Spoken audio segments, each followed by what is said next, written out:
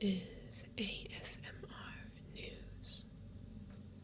Drift off, wake up, or simply relax with the world's biggest headlines.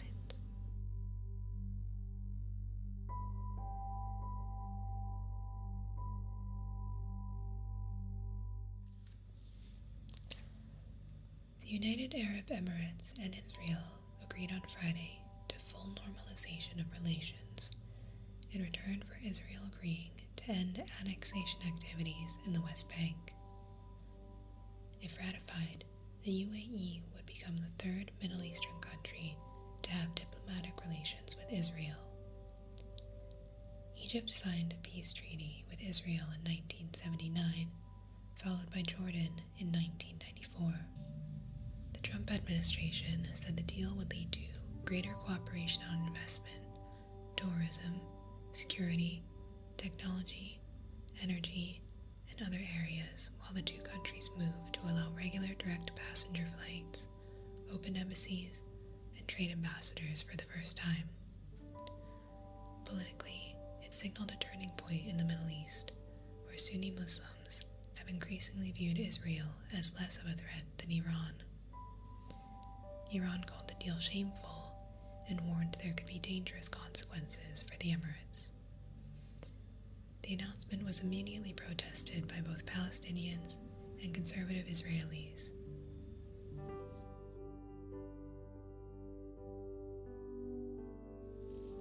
The United States lost a vote at the UN Security Council on August 14th to extend an international arms embargo on Iran, which is set to be progressively eased beginning on October 18th under the nuclear deal. The diplomatic blow revealed how isolated Washington is at the UN over the issue. The resolution failed, with only the Dominican Republic joining the United States and 2 countries voting against, while 11 members, including European allies, abstained. In response, President Trump said the United States would unilaterally reimpose sanctions under a United Nations snapback provision, which would force the reinstatement of all international sanctions against Iran. Observers said that such a move would create diplomatic chaos and might backfire.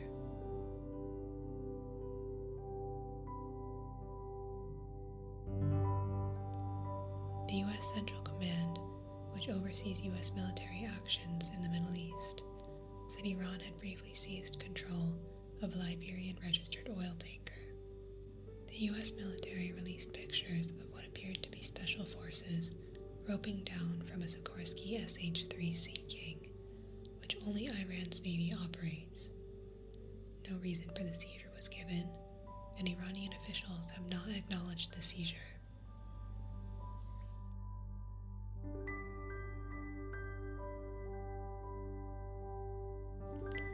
Protests continued in Belarus as demonstrators gathered outside the state television headquarters to demand fair coverage of both the death of a protester who had been detained by police, as well as fair coverage of the protests against the results of last week's presidential election. Initially, state TV did not cover the protests. Later, it began covering them, but only showing scenes of violence, to blame the demonstrators and warn people not to join. Several journalists resigned in protest over the coverage, and more than 100 state TV employees left the headquarters building to join the protesters. Demonstrations began when the official election tally showed the 6th-term president, Alexander Lukashenko, winning with 80% of the vote.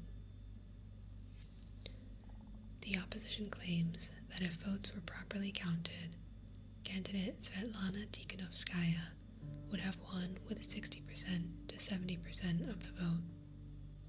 European Union foreign ministers met on Friday to prepare new sanctions against Belarus, and the United States condemned the election as not free and fair. 3 Baltic states have called for new elections.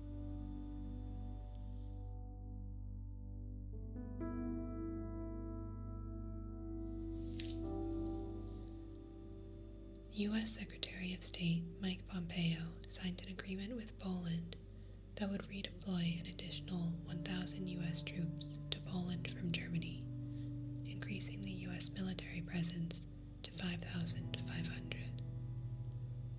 could rise to 20,000 if the situation required. The move comes during a long-standing dispute between the Trump administration and Germany about Germany's contributions to the North Atlantic Treaty Organization, or NATO. Last month, the U.S. announced that it would reduce the number of troops stationed in Germany by 12,000 from the current contingent of 38,000. The U.S. Federal Bureau of Investigation will join the investigation of the explosion in Beirut, which killed 172 people, injured 6,000, and left 300,000 homeless.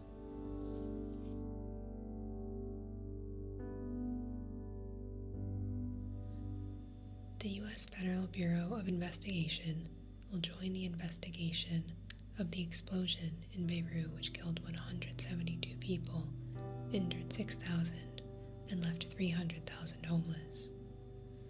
U.S. Undersecretary for Political Affairs David Hale said Lebanon needed economic and fiscal reforms, an end to dysfunctional governments and empty promises, urging Lebanon to make sure something like this never happens again.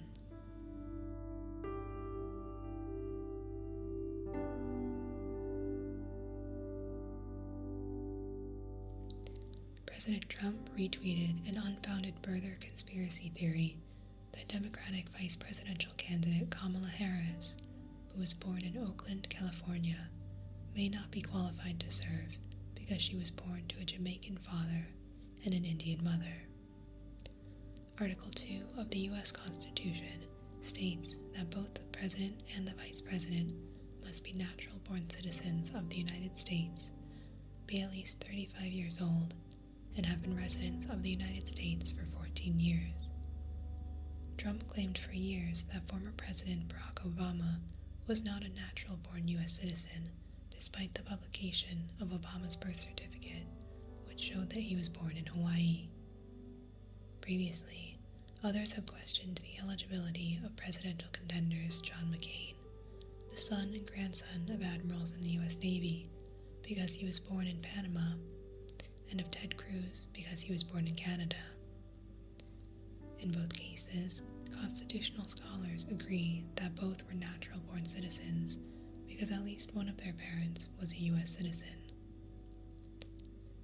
Critics of the birther conspiracy say that such a claim is racist.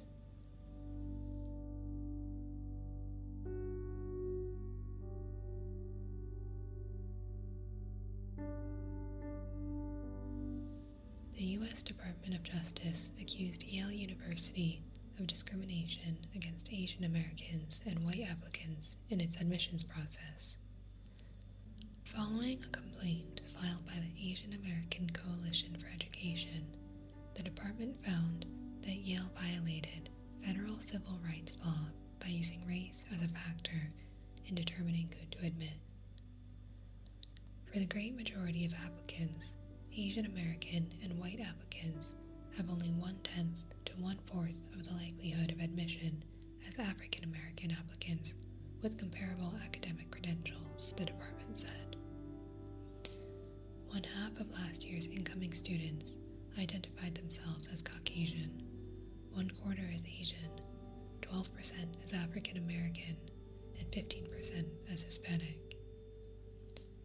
According to the U.S. Census Bureau, 63% of the U.S. population is non-Hispanic Caucasian, 15% is Hispanic, 13% is Black, and 6% is Asian.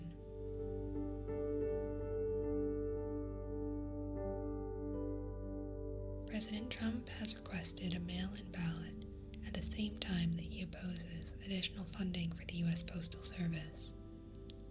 Trump has claimed, without evidence, that mail-in voting is subject to fraud.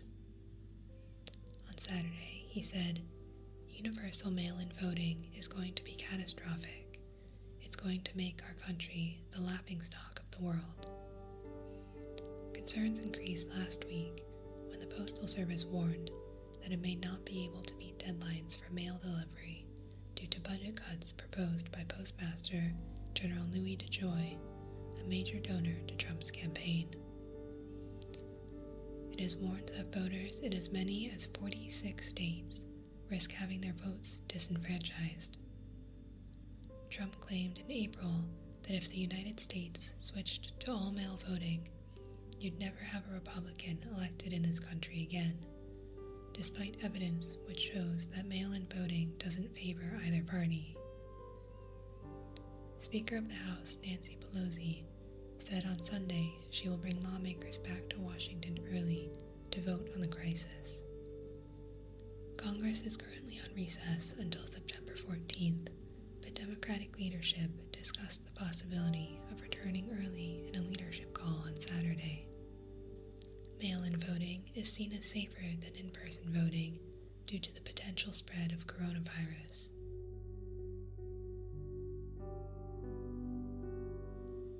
China has been increasing its presence in Latin America since the beginning of the coronavirus crisis, most recently pledging a $1 billion loan to Caribbean and South American countries to help acquire a Chinese vaccine once it becomes available. It has already donated hundreds of thousands of masks, testing kits, and ventilators to countries in the region.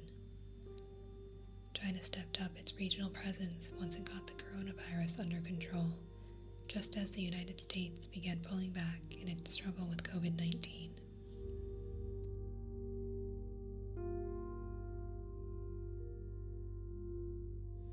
The US and South Korea have scaled back their annual joint military exercises due to the coronavirus outbreak.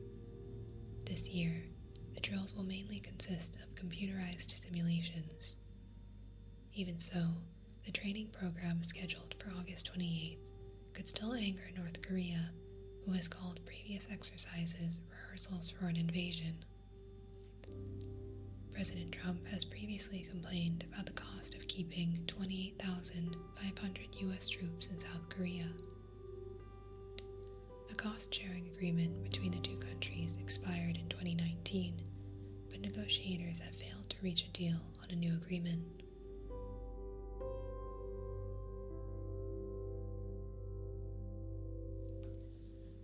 U.S. Environmental Protection Agency head Anthony Wheeler relaxed rules on methane emissions last week, claiming it would result in $100 million per year in economic benefits without causing additional environmental harm, because it would not raise the levels of emissions.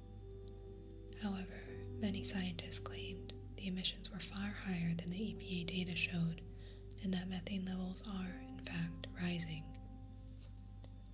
An Earth Systems scientist at Cornell University, Robert Howarth, published a study last year showing that U.S. methane emissions have accounted for 1/3 of the world's increase over the past decade.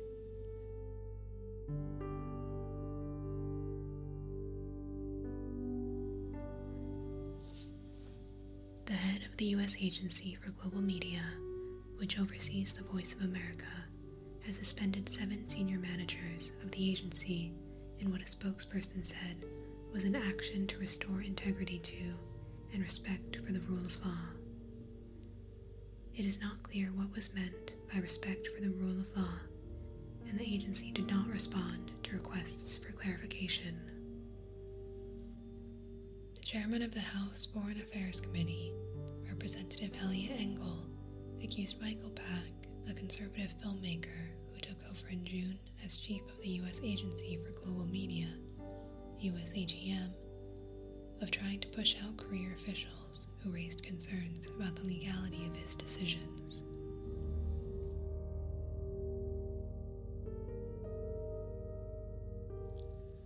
Two men have been arrested in the rape and murder of a 13-year-old girl in a rural village in India. Rape and sexual violence have been under the spotlight in India since the 2012 gang rape and murder of a young woman on a bus in the capital, Delhi.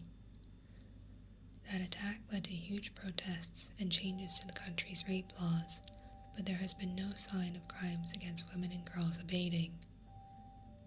According to recent crime figures, every 4th rape victim in India is a child.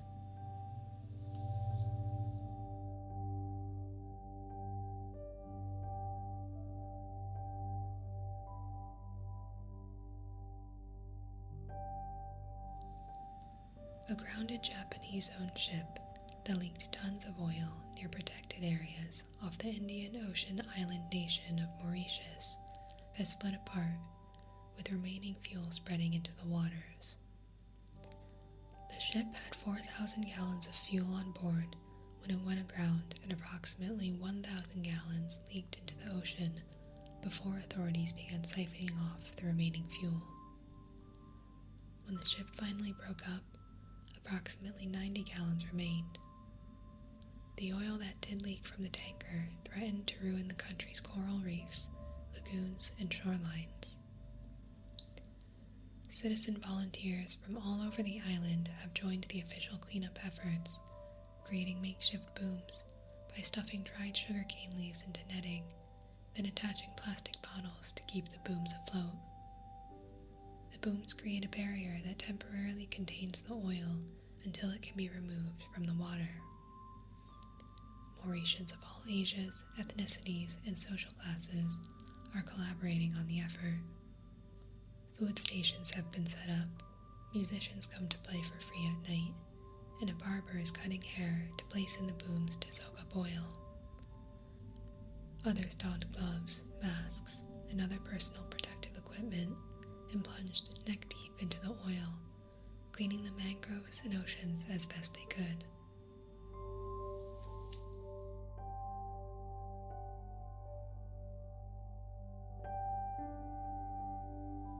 Researchers at Ohio State University report that Greenland's ice sheet may have melted past the point of no return, putting it on a path to completely disappearing. If it does disappear, estimates are that it could raise the world's sea levels 23 feet by the year 3000. The scientists, who reviewed 40 years of data on 200 glaciers, found that annual snowfall can no longer keep up with the annual ice melt. They concluded that even if global warming stopped, the sheet would continue to lose ice to melting.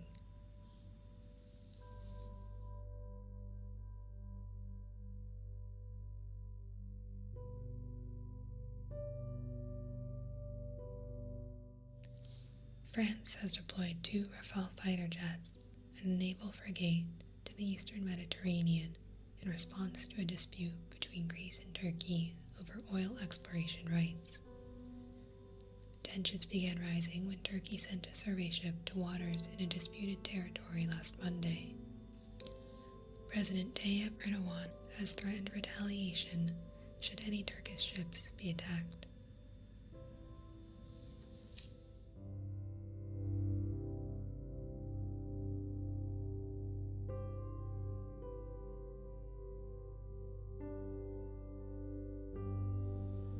Demonstrators in Thailand risked long prison sentences at a rally in Bangkok that called for constitutional revisions and a reform to the monarchy.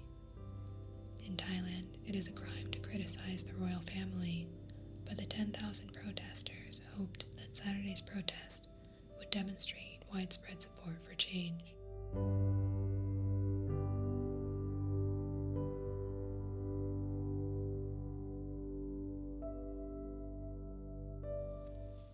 Two Burmese men sentenced to death for the killing of a British couple on a Thai island in 2014 had their sentences commuted to life imprisonment by the King of Thailand. The men were arrested 2 weeks after the bodies were found and convicted in 2015. After they were arrested, the 2 men, who were working in the hospitality industry on the island, confessed. They later recanted their confessions, claiming these had been made under duress. However, the police said forensic evidence, including DNA from cigarette butts, tied the men to the scene.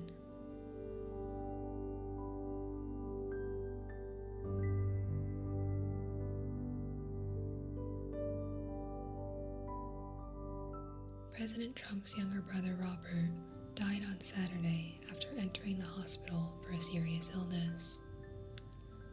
The cause of death was not released to the public.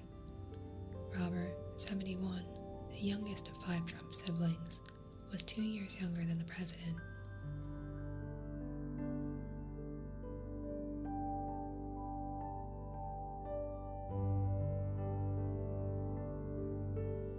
British holidaymakers in France have been scrambling to get home by 4 a.m. on Saturday to avoid having to quarantine for 14 days. Especially frustrated were those who had planned to arrive home on Saturday or Sunday to return to work on Monday.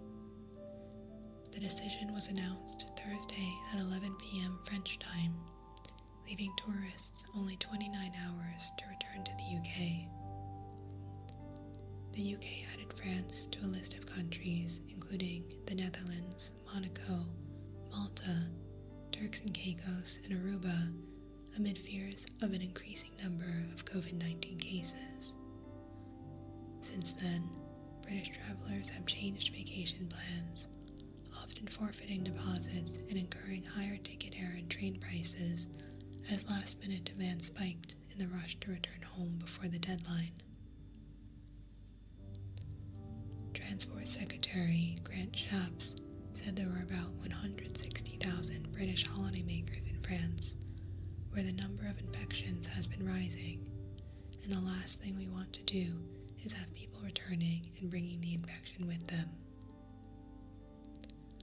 Eurotunnel said 12,000 people tried to book tickets for its Channel Tunnel trains in the hour after the new rules were announced, compared with just hundreds normally.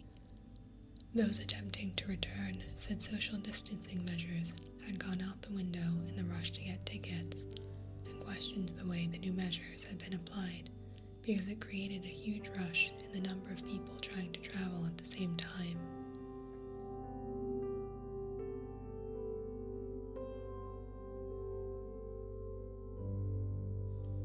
In Australia, a man saved his wife from a shark attack by jumping off his surfboard and repeatedly punching the shark until it let go. After helping his wife to shore, she was airlifted to a hospital for treatment to serious injuries to her leg, where she was now listed in stable condition. People on the beach administered first aid until the medics arrived.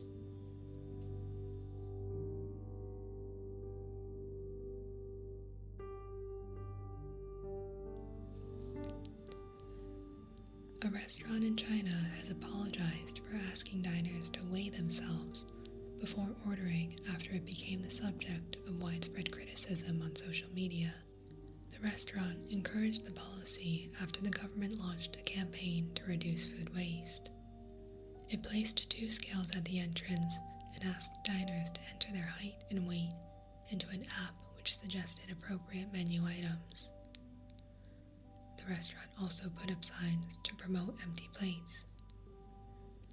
Traditionally, in China, an empty plate is considered an insult to the host, implying that there was not enough food, a practice the government is trying to change.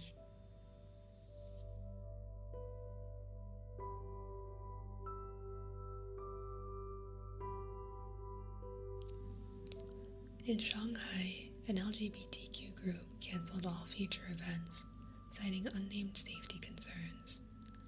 Shanghai Pride, one of China's longest-running gay pride events, said the decision was difficult to make, but we have to protect the safety of all involved. The decision was widely discussed in Chinese social media, with over 17 million views. Homosexuality has been legal in China since 2001. Previously, it had been classified as a mental disorder.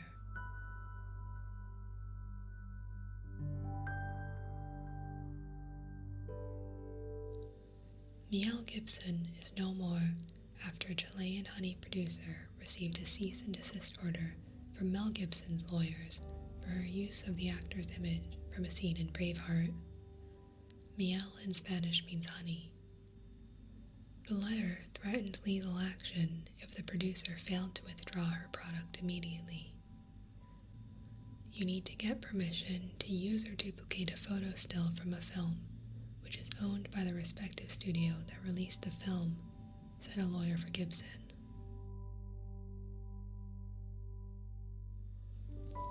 A group of fans at a U.S. Major League Soccer match booed as players from both sides took a knee during the playing of the national anthem.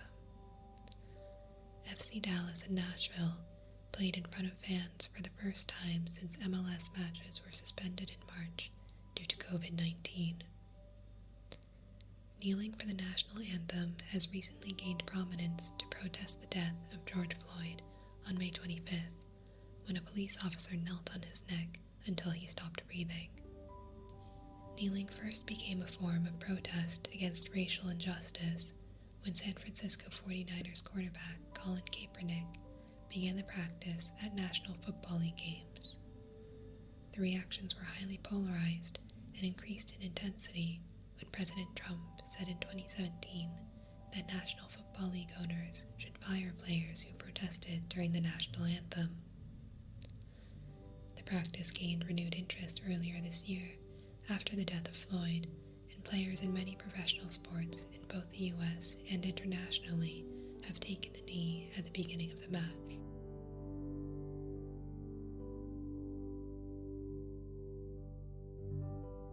The semi-finals are now set for the European Champions League, with Paris Saint-Germain taking on RB Leipzig on Tuesday afternoon and Lyon playing Bayern Munich on Wednesday afternoon.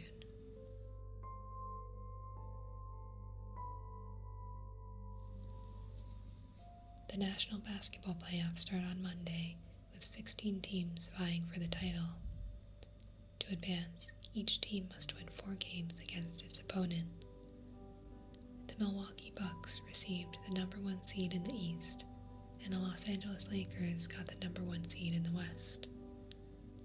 Normally, seeding carries an advantage in each of the best of 7 game matchups, with the higher seed having a home court advantage if the series goes to the full 7 games.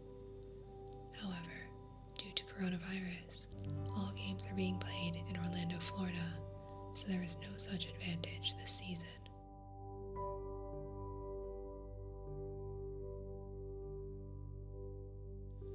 Elsewhere in sports, a Russian powerlifter broke both legs trying to squat 400 kilograms or 882 pounds. After collapsing, he was taken to the hospital where he underwent 6 hours of surgery. He will likely be unable to walk for several months and then have to relearn how to walk. It is not clear that he will be able to continue lifting after recovery. The world record for a powerlift squat is 470 kilograms or 1,036 pounds.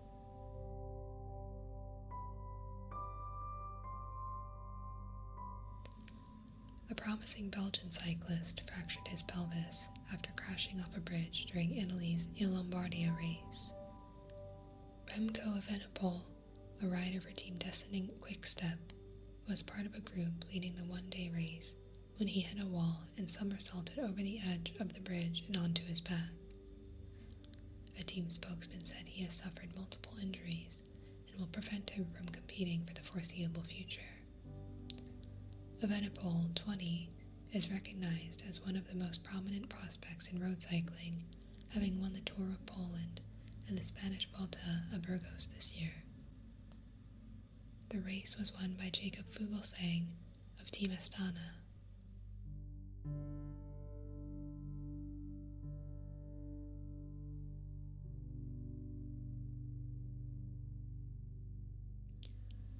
Lewis Hamilton of Team Mercedes won the Spanish Grand Prix for his 4th victory in 6 Formula One races this year. Max Verstappen of Team Red Bull finished 2nd, and Hamilton's Mercedes teammate Valtteri Bottas finished 3rd.